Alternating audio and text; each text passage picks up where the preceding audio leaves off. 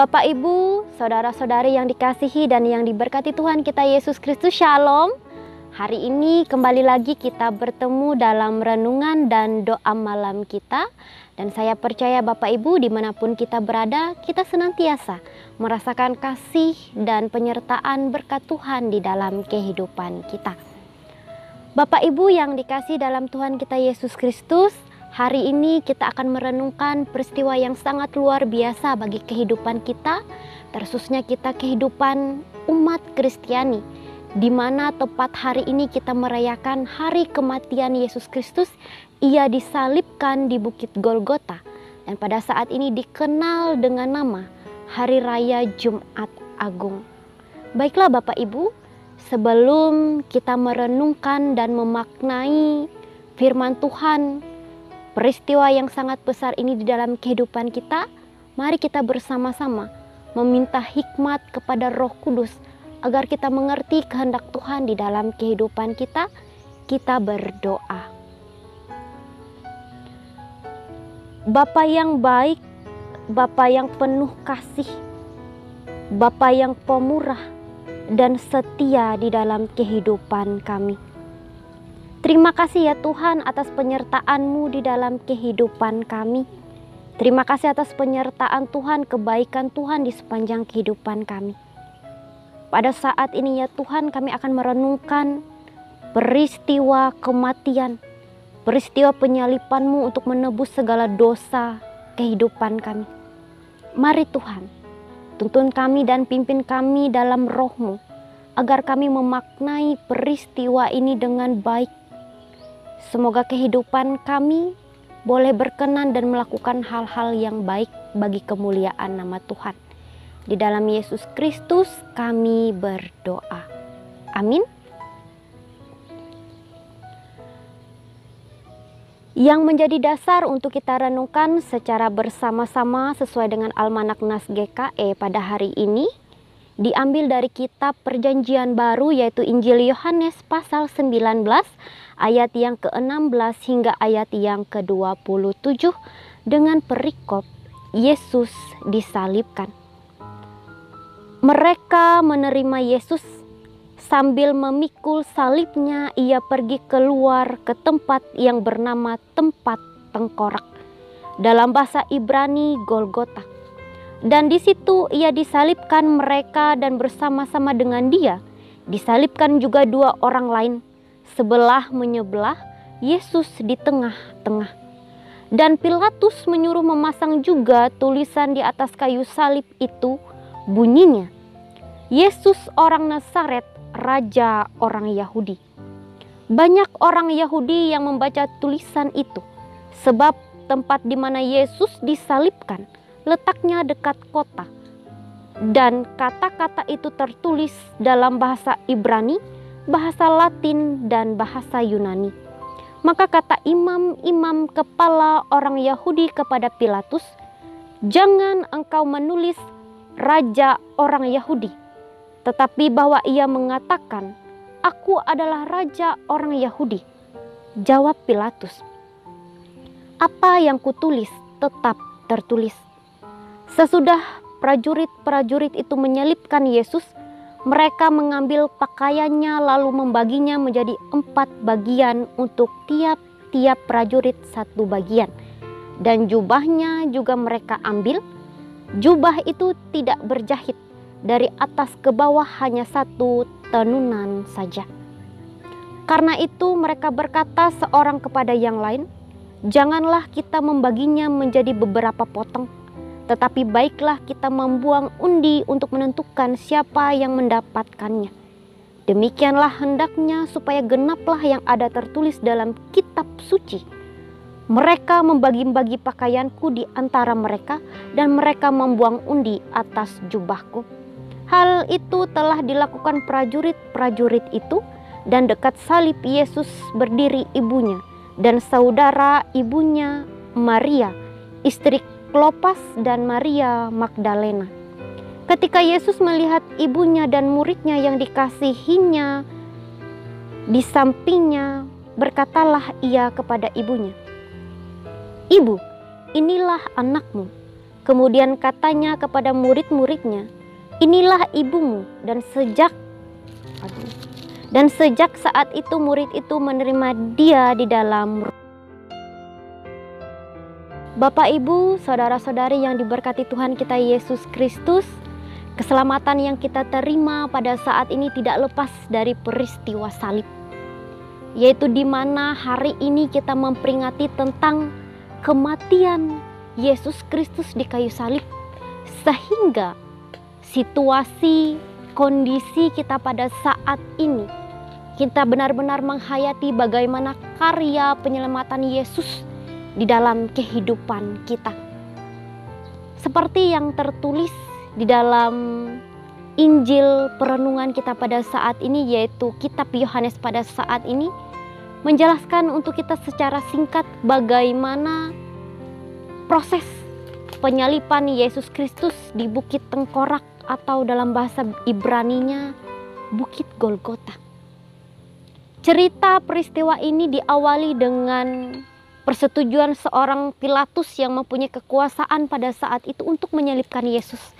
Ketika para prajurit Romawi menerima persetujuan itu, perintah itu, maka mereka bergegas untuk menyalibkan Yesus di Bukit Golgota.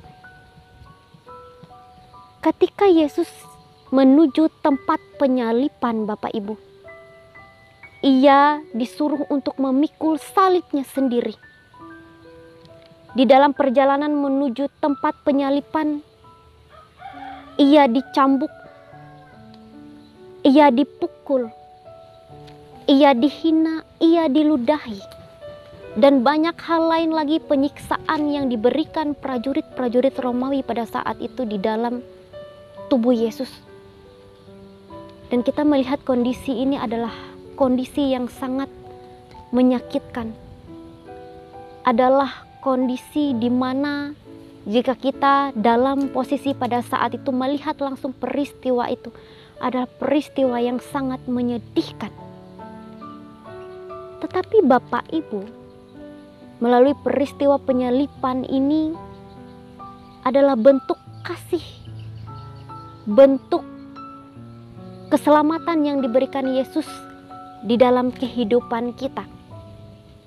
Bahwa ketika Yesus disalibkan bersama dengan seorang penjahat di tempat Bukit Golgota, di atas Bukit Tengkorak, dituliskan di atas kepalanya di kayu salib, di situ tertulis, inilah Raja orang Yahudi.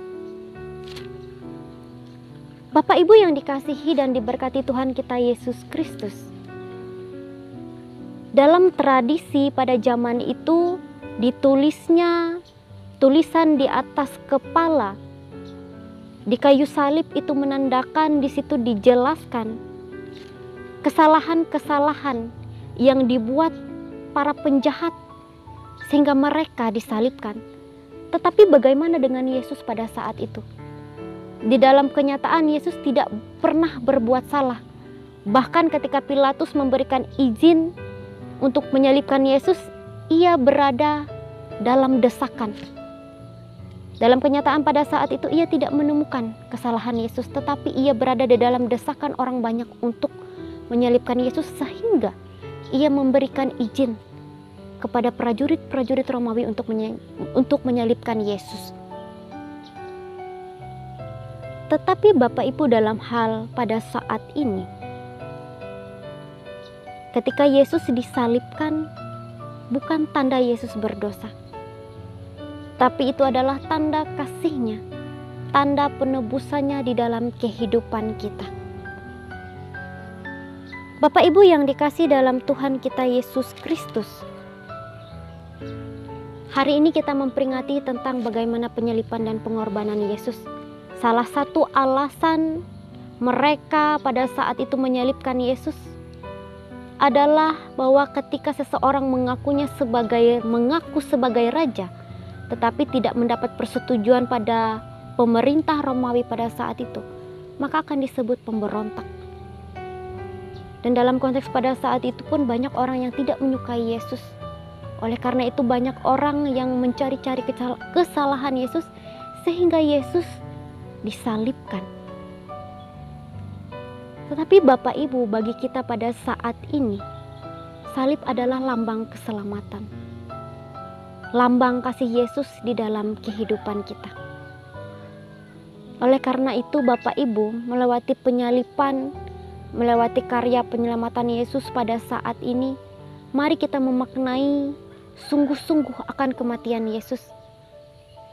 Mari kita bersama-sama menghayati di dalam kehidupan kita bagaimana Yesus memerdekakan kita dari dosa. Sehingga yang Yesus inginkan melewati firman-Nya pada saat ini, Ia inginkan kehidupan kita untuk senantiasa kita mengandalkan Ia. Sehingga kita boleh bertahan dalam situasi apapun di dalam kehidupan kita. Cobaan, ujian. Sehingga kita dapat menyatakan tetap kesetiaan kita kepada Yesus. Penyalipan Kristus adalah berita sukacita bagi orang-orang yang percaya. Yesus mati, Yesus disalibkan bukan karena Ia berdosa, tetapi itu adalah karya penebusan dan kasih-Nya di dalam kehidupan kita. Kematian Kristus membawa kemenangan, membawa kehidupan bagi kita orang percaya. Bapak Ibu yang dikasih dalam Tuhan kita Yesus Kristus, melewati hari raya Jumat Agung, melewati hari peringatan akan kematian Tuhan kita Yesus Kristus pada saat ini, kita diarahkan untuk memaknai peristiwa besar ini dengan sikap hati yang sungguh percaya, sungguh setia, dan sungguh taat kepada Tuhan. Selamat memaknai dan memperingati hari Jumat Agung atau hari kematian Tuhan kita Yesus Kristus. Tuhan memberkati kita. Amin. Mari Bapak Ibu, kita berdoa bagi firman Tuhan dan bagi kehidupan kita pada saat ini. Kita berdoa. Bapa yang terkasih, Bapa yang kami panggil dalam anak-Mu Tuhan Yesus Kristus. Terima kasih ya Tuhan atas firman-Mu. Engkau telah berkata-kata melewati firman-Mu. Biarlah ya Tuhan Engkau tuntun kami dengan Roh Kudus-Mu agar dapat memaknai, agar dapat menghayati kematian-Mu ini dengan sungguh-sungguh. Biarlah ya Tuhan kami hidup menurut kehendak-Mu di dalam kehidupan kami. Biarlah karya penyelamatanmu tidak kami sia-siakan, melainkan itu menjadi pegangan dalam kehidupan kami, agar kami sungguh-sungguh setia, sungguh-sungguh taat kepada Engkau. Begitu juga ya Tuhan, berkatilah kehidupan kami, berkatilah keluarga kami dimanapun mereka berada, berkatilah pekerjaan kami, dan berkatilah dan lindungilah juga ya Tuhan tidur, istirahat kami pada malam hari ini. Biarlah kami merasakan dan aman di dalam perlindungan Tuhan. Di dalam Yesus Kristus kami berdoa. Amin.